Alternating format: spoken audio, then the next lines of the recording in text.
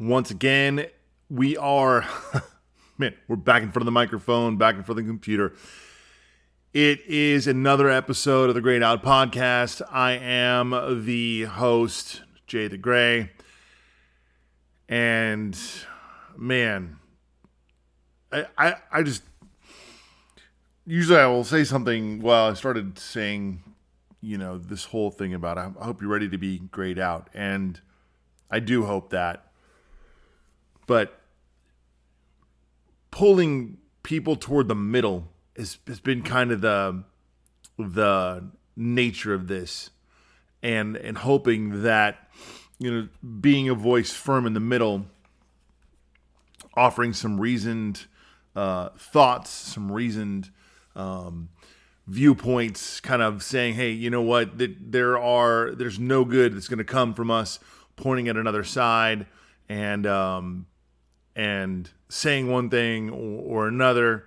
What we need more people in the middle ground to come to the table and discuss solutions. And I'm a firm believer in that. I really am a firm believer in that. I think if this country's going to continue to get better, there needs to be a wealth of people that want to come to the table with open ears. So this week, at least tonight, I don't know if I might try to get in a couple more episodes this week, because I know I kind of took one episode last week and took the rest of the week off.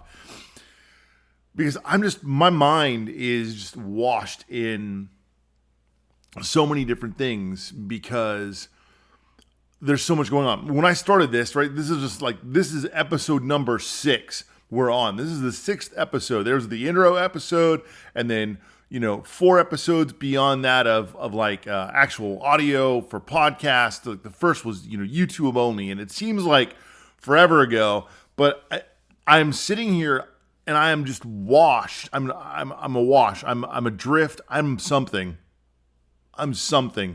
My mind is overwhelmed with all of the things. Like when I started this, it was like COVID-based stuff.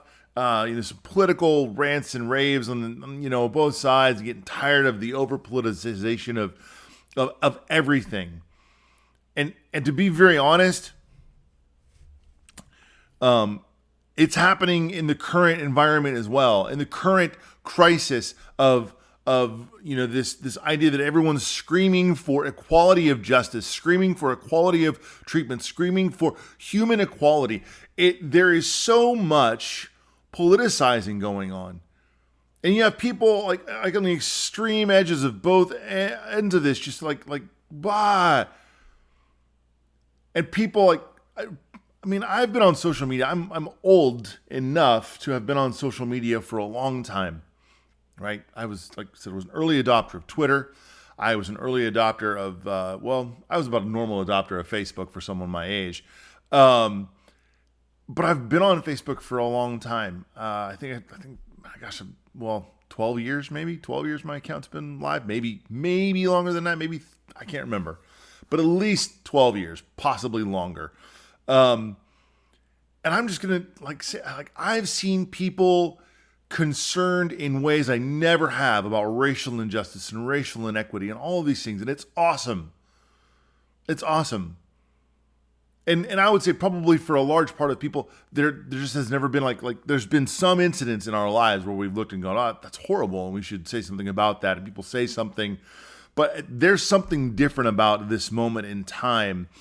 And I'm going to tell you what, from the way I'm seeing this unfold, it's either going to die a horribly awful death into a void of silence, right? Or it's gonna burn itself down. That's really where we're at. It's either going to die a horrible death into a silent void, and it'll never be mentioned again, kind of like it has in the past, right? Injustice, everyone yells. We all want something to happen. Nothing happens in 6 months from now. And this is why I think it's come to this point where everyone's yelling so loudly and everyone's trying to be involved. But at the same time, because everyone's trying to be involved, everyone's just this big fat echo chamber of saying things. And so people are offering up some really horrible ideas under the guise of, well, this will make reform happen. And it's like, this is not like, I've witnessed several friends remodel their homes. You don't demolish the house to remodel it. You remodel it in a way so that you can still live there.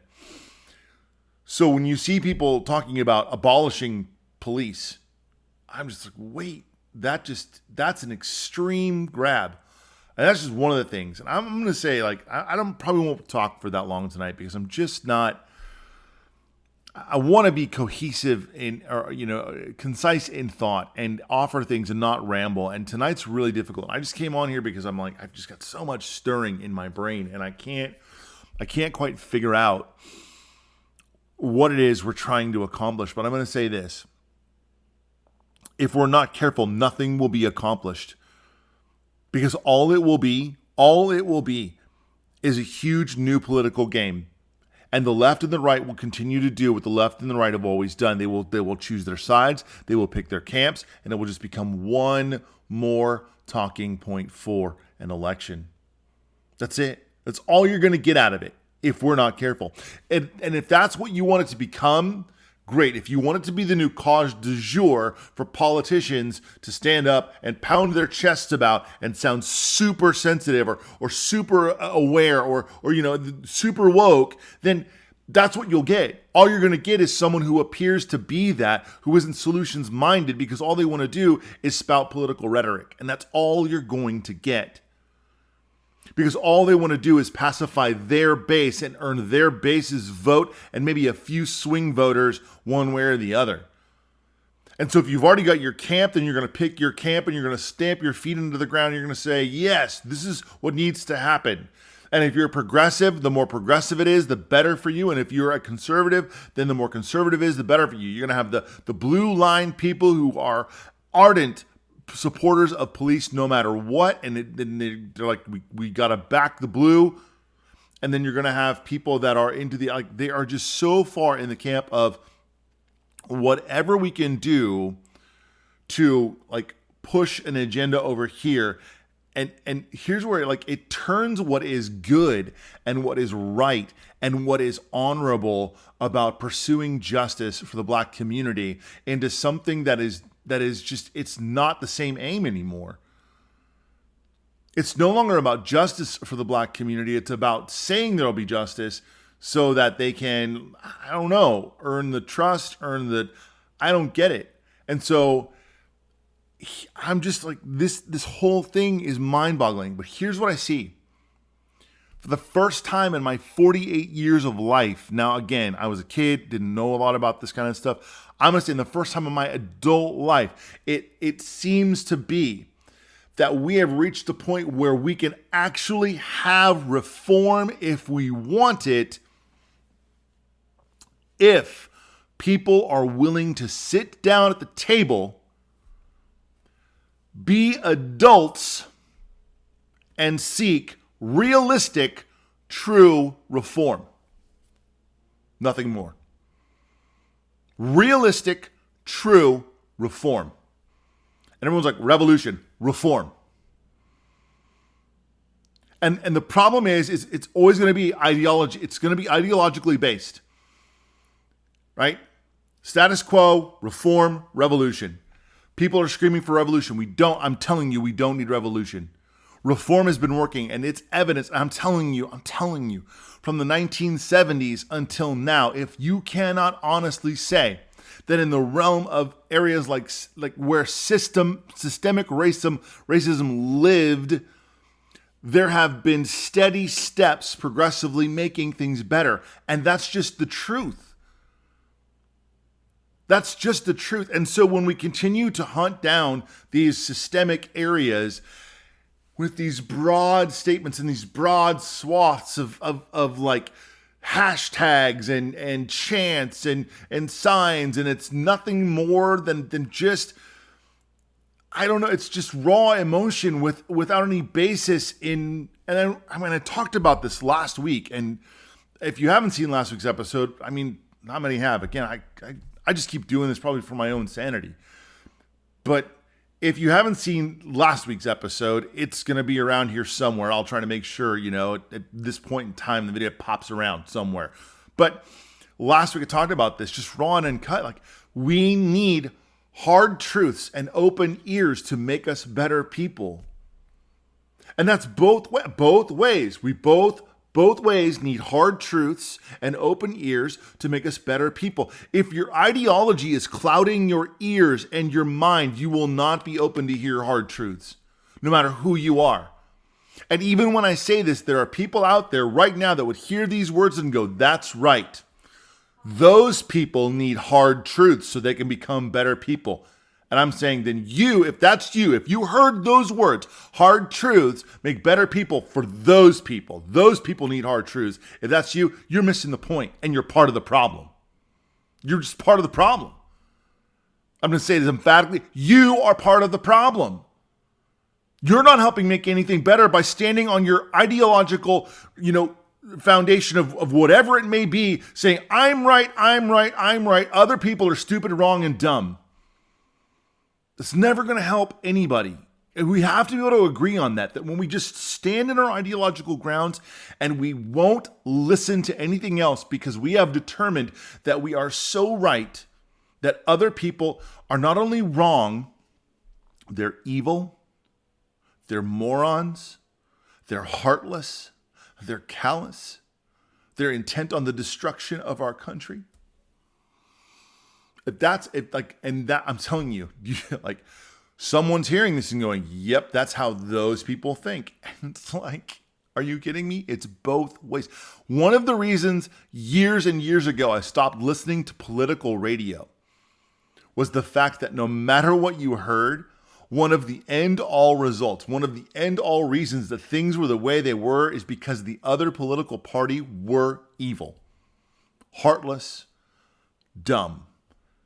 And I'm just like, now, granted, politicians, all the way to the top politician, say stupid ass things. Stupid, dumb things come out of their mouths. That is both parties from the tippy top all the way down to the bitty bottom. Dumb things come out of politicians' mouths. And if they never say it, that means they're never being truthful. I'm going to say they're just being too careful. They will say dumb things. They will say things about things they don't understand until they are old enough to learn to shut their mouths. And then they will just withhold words like a wise person and make judgment later. But here we are. We need hard truths and open ears to make us better people. And that means we need to start dealing with, like, if we want solutions in this arena, I am telling you, it's got to be an exchange of ideas and solutions-based ideas, right? You want to tackle policing. Oh, burning down the police force, not an option. Leaving the police force the way it is, not an option. We can see pretty plainly that there is a policing issue, right? So we don't need to defund the police, or we certainly don't need to abolish the police. What we need to do is reform the police, right? We need to retrain the police, and we need to restructure the way the police force works. So, not abolish, not defund. We need to restructure, reform, retrain. And then in that, we need to make some distinct moves in how officers are disciplined. We need a better hiring process, because you can't just hire whoever wants to be a cop that can make their way. Like, you've got to determine that there are people out there that are willing to stand in the gap for people, by people's side, and do the hard work to serve and protect, to investigate crime, to write citations that are boring, and then have to have strict training in how to deal with people. We've got to do that. I'm all in favor of that. And we got to deal with how the police unions work. It just has to be done. It has to be dealt with. It has to be addressed. The police unions and the way they hold sway on the cities, and the way cities are able to discipline officers, and the officers in the punitive process for those officers that are disciplined or possibly prosecuted. Those things need to be addressed. And those things need to be public can be, as transparent as can be. Cops that are problem cops should not be able to be fired from one precinct or city, move and go get a job as a cop in another city without having proof. Like there's got to be some sort of, penance seems like a dumb word. Penance is not the right word. There's got to be some process. I would probably say, if you're a cop that can't handle being a cop, you probably need to find a different line of work. Being a cop is not for everybody. Just because you like playing cops and robbers as a kid doesn't mean you probably make a good cop. You have to know yourself, and you have to know that about you, and the police force has to do a better job of helping you find that out about yourself and making those decisions. They need to basically coach you to that end so that you don't become a bad or corrupt or problem cop. So that the police force is filled with people that are fit for the job in the ways that it needs to be executed. Now, let me switch gears. That's hard truth for the one side, right? These are things that got to be addressed. Policing cannot just go on the way it's supposed to be. It not gonna work. But for you, I'm just gonna say it, man. For you crazies out there on the fringe saying we got to just abolish police altogether. Do you understand the level of resource you're removing from a community if you just pull the plug, send them all home? The unemployment rate we're gonna fire. Like, what are you gonna do? You got to come up with some sort of strategic plan. And then how you're gonna? In the case of Minneapolis, we're gonna sit down and study and identify a new form of public safety management. Blah blah blah. It's gonna look like police. In the end, it's gonna look like police that have been restructured, reformed, and retrained. But to sound good, they're going to say abolish. And maybe, I don't know, man, maybe that's what it needs to look like. We're going to say abolish, but what we're really doing is just kind of restructuring the way police works. Why can't we just be honest about that? That's what's needed. Just be honest about it. What we don't need is to demolish an entire structure. We need to root out the bad parts. I mean, I think of all the housing shows I watch, and I love these housing shows. I love the house. I'm like the least handy person you'll ever meet, maybe in your life. Maybe half handy. I don't know. But I watch when these people go into these old houses that are they are 100 years old. They're 100, they're just old houses, and they want to remodel them. They want to have them completely redone, and then they dig into the foundation of the house. So they get into the floor and they find wood rot. Secret. They don't burn the whole house down. They remove the rot and use the good parts of the structure that are left to rebuild the house. That's how it works. So taking the one aim of we're just going to destroy, abolish, remove the police, restructure the police, reform policing, retrain, and have better continual training. One of the benefits I got, when I was in the Army, we trained all the time. Now, I get it. It's different when you're a soldier because you have a lot of time you're not fighting a war. So you're training to fight a war that may or may not happen. But police, I don't, and I don't know. I'm gonna be honest. I'm a little bit ignorant to this part of this. I don't know what kind of retraining or constant training or continual education police have to go through on the regular. I don't know what kind of psychological evaluations they're mandated to get or any of that. Now, you see what you see in the movies and TV shows, and they generally make it out like the cops don't like to do that. Maybe some of them don't. Maybe most of them don't. Maybe half and half. I don't know. What I'm getting at is, again, and I could go on and on. I don't want to go on and on about this. I'm just saying, burning it all down isn't going to work, people. Restructuring it will work. If we are able to sit down and have honest dialogue. Again, we cannot just paint with a broad brush, say all cops are bad, so get rid of the cops, because some cops are bad. And here's the problem. The media is not helping the situation because they're just showing you pictures and pictures and pictures of cops doing bad things across the country in the middle of these horrible situations that some of them are probably really poorly trained to handle. And it's you see the cops in Buffalo shoving an old man on the ground because I'm like, God, that's just poor training. That's poor training. They're trying to get the guy out of the way. He doesn't want to move. From what I read, he was trying to hand them back a police helmet he found, and they're trying to get him out of the way. So they push him. He trips. He falls, cracks his head, and it's like, dude, that is poor training. That little old man, you grab him, you pull him aside. Sir, we are in the middle of a situation. What do you need? We need you to clear the area. Oh, thank you for the helmet, sir. Please go home. That is 30 seconds of your time, right? If you cannot assess a threat, that is a little old man wearing a Mr. Rogers sweater, walking down the street holding a police helmet trying to give it back to you as probably not a threat, then you probably don't need to be a cop and move out. Go get a different job. I don't know. I just like, I always compare it to the military and the training we get in the military. Like, your threat assessment's a real thing. You've got to do it. And you've got to do it real time. And you got to be able to react. And in the streets of your city where you're going to be every day, in and out, every day, you're going to be in that city. You're going to run across people. And I guess Buffalo's a big city. I got that. You're probably not going to see all the people all the time. But if you have a neighborhood or you have a patrol that you're going to be on that's pretty regular, you probably will see a lot of people the same. You learn how to treat those people with respect and dignity. Again, here we go, like down the road, pulling it back. So that's the policing issue. I guess I've addressed it. I really think there have got to be a better slate of ideas out there for us to talk about and talk about honestly, and not fall into these freaking extremes.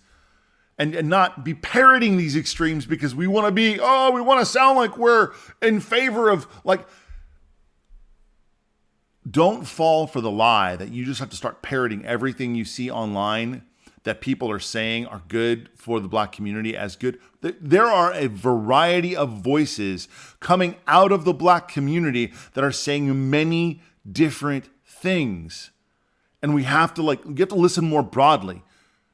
You have to listen more broadly because I'm going to say this, the more extreme the view, the more play it's going to get on media because that's what drives the clicks, the views, the broadcast attention. That's what gets them their marketing dollars. So please think about it. Do some research, read some articles, get out there, see some things, get a broad base of inputs so that you're more aware.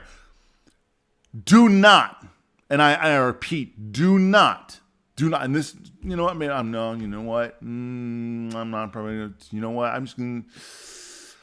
I dislike it when people of color, Black people, say about other Black people, they don't represent us. Because they don't think like you, suddenly their Blackness is in question, and I don't like that. And I get it, there are Black people out there with controversial views, and they're on social media and they're making controversial videos, and that's what they do, and I get all of that. And there are people within the community that are not fans. But I'm gonna tell you what, I guarantee you that if the problem is real that you're talking about, if that's the problem if the problem we're addressing is an unfair or a biased approach in policing towards people of color, towards Black people, brown people, like if that's the problem, do you think the police officers that you're fearful of are like aware of what party affiliation or political ideology or the way that person in the driver's seat thinks as they're walking up? Nope, they're not. So I think that's probably one of those things that's got to be put to bed. And we all got to listen. And I'll tell you what, you got to blow up your echo chamber a little bit. You got to push the walls out in your echo chamber and bring in some different voices that will challenge you. And you have to listen to a few things. So I'm going to end with this. And this is going to be probably the most controversial bit. So, of course, save the controversy to the end. Hopefully people stick around and they're watching this long. I'm going to try and wrap this up in under 30, but here's the deal. People have got to stop posting half, partial, or old videos of abuses. Okay? You just gotta. You gotta stop. Like, there's been a video going around Twitter of a young Black man, the back of a car, and he's being, there's a white cop, younger white cop, and he's trying to arrest this, and the guy's saying, "You haven't told me why I'm going to be arrested," and he's got his arms out, and it doesn't look like he's doing anything like really too wrong. And then another cop comes up, and I'm going to tell you right now, that cop that ran up and just grab the dude by the neck, that dude needs to be like, that's not okay on any level. Running up and just like, guy's clearly got his arms out. He's not doing anything, just running up and like full on like eagle claw kung fu choke move right to the throat. Not okay. Not okay. I don't care how damn angry you are. You're paid to be under control and to control your damn emotions. That's wrong. But here's what's more wrong. Maybe not more wrong. Let me just back that up. It's not more wrong. Sorry. Here's what's also wrong in a different way. If you peel back, the rest of the video that they didn't post on social media shows the young man being told why he was being arrested. He was going 101 miles an hour in a 65, was pulled over, refused to produce his license. The cop took him out of the car. He still refused to identify himself. And it led to all this. And it's like, okay, the way he was handled was not correct. The way he handled getting pulled over, also not correct. Like, this is one of those. So when we don't see, and you try to inflame the situation by saying, look at all this abuse and how they're mistreating him and he's not being handled fairly. He was going 101 miles an hour in a 65. That's reckless driving. That's an arrestable offense immediately. I'm like, that's not even the point. The point is this. When you repeatedly show a half a video and you omit facts, it doesn't help the cause.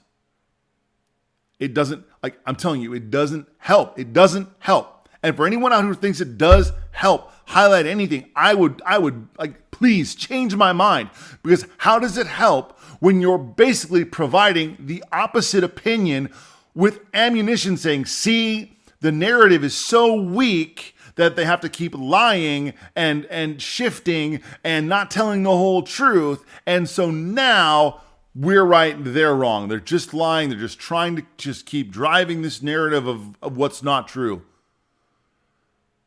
But people, because they're impassioned and they're like anger or whatever it is, this is what I'm saying, man. People, you got to stop yourselves and think. Use the brain that God poured into your skull cap. Use it for something more than just being an emotional wreck. Like do something better with what's going on around you. Posting false information, posting old information, it doesn't help.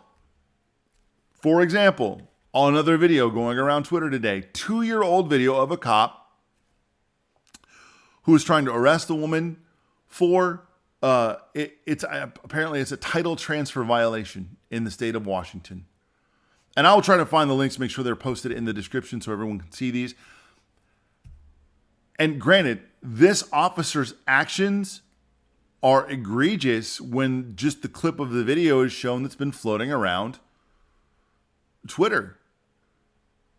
But then when you see all the other clips added in, and you see like the beginning to the end of the conversation, you're like, wait, hold on. Why can't we just see this all in context and see how this goes? Now, here's what happened. People were literally on Twitter putting this man's name out, all this information.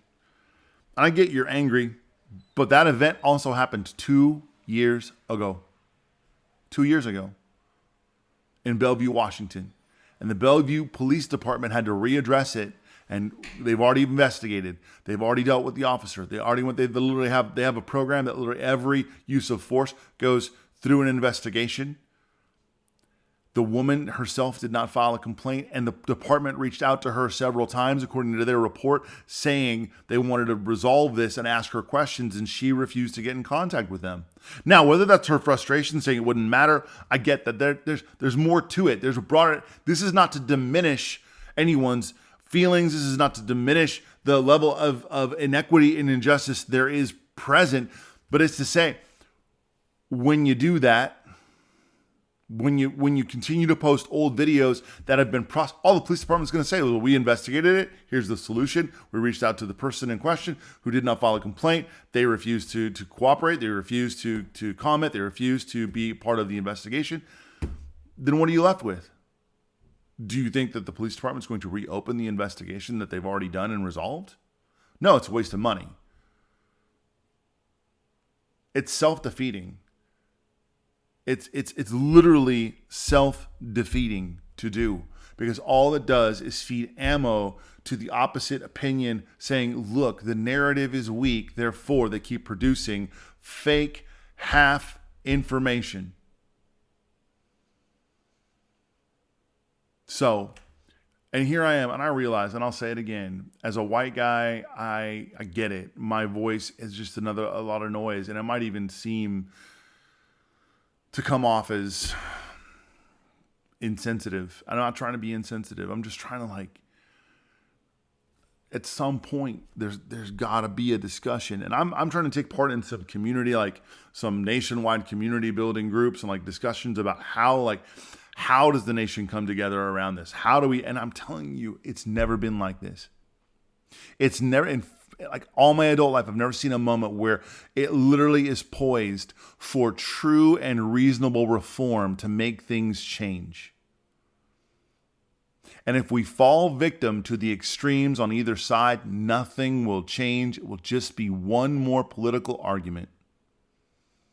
And that's what we're falling into if we keep going down the road we're going down. It's just going to be, it literally is going to fall into one big political argument. And Democratic cities and states are going to do one thing. Republican city states are going to do another thing. The federal government, the Congress, the Senate, the Republicans, Democrats are just going to sit on each side of the aisle, and they're going to point at one another going, you don't have good solutions, and it's never, and Bob, I would do something, but the other, it's just a game. So if we, the people, want good solutions, we, the people, have to sit down, hear the hard truths, have honest adult conversations that include disagreements. Let's just make sure I'm caveat that. They gotta include disagreements, because if everyone's just saying the same thing, then you're still not going to get anything done. And again, who am I? I don't know. Some guy commented on a link that, Facebook had an ad for the... He said, get your inconsequential podcast. I don't care about your inconsequential podcast on my feed. Rah, rah, rah, rah. I was like, what? Dude, I don't control where the ads go, man. I don't have control over that. The geniuses at Facebook doing that. So thank them for it, I guess. I apologize. Maybe you should listen. Then I wouldn't be so inconsequential, I guess. I don't know, people. Here I am, again, my inconsequential, small podcast for my own sanity, saying things into the void, hoping that they're reasonable, and I'm not just a crazy person, because I don't feel like I'm crazy. I just don't see the point in picking a political side and just digging into some ideological trench that I don't even believe in, just to vilify another group of people whom I disagree with.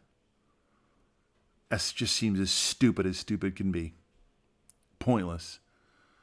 So I would say, how about you climb up out of your trench, come into the middle of the field, and let's continue to start working toward real solutions. And the more people we can pull out of the trenches to the middle to look for solutions, the better. The more good we can take from each side and bring into the middle and make real change for our country, real improvement for our communities, for our society. That's better. But if you're going to continue to find your hope in the R or the D behind people's names, I'm telling you, you're going to be sadly disappointed for the rest of your life, waiting for these things to be resolved. I'll be back on later this week. Again, this is just more of a rambling. I get it, but at least it's not 50 minutes, and at least it's not even 40 minutes. So, man, here's the thing. I keep coming back around to that. It's like one of those things you say and you go, man, it makes too much sense to me. Hard truths and open ears make better people, and I want us to be better every week. Be better, right? Be better in how you listen. Be better in how you read. Be better in how you perceive. Don't even get me started on the COVID stuff that's going on right now. Like, intrinsic bias is a weird thing when it comes to like my ideology, filters, how I intake everything. Oh, it's crazy. Anyway, all that aside, at least let's be better humans. Can we just be better humans? Can we go at life trying to be better toward one another, toward the people around you, the people that you love?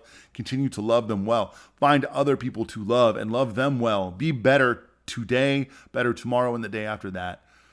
And once again, I'm Jay the Gray, and hopefully you've been grayed out.